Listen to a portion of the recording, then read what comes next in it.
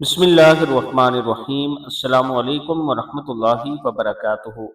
مغرب کی نماز کے بعد کا عظیم اجر والا ذکر۔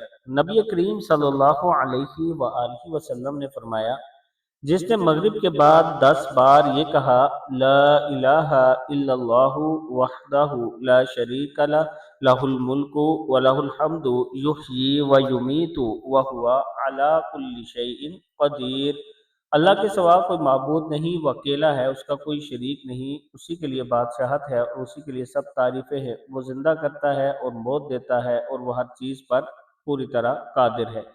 تو اس کی صبح تک حفاظت کے لیے مسلح فرشتے بھیج دیے جاتے ہیں جو اس کی شیطان سے حفاظت کریں، اور اس کے لیے ان کے عوض 10 نیکیاں لکھی جائیں گی جو اسے اجر و ثواب کا مستحق بنائیں، اور اس کی مہلک برائیوں اور گناہ مٹا دیں گی، اور اسے 10 مسلمان غلام آزاد کرنے کا ثواب ملے گا۔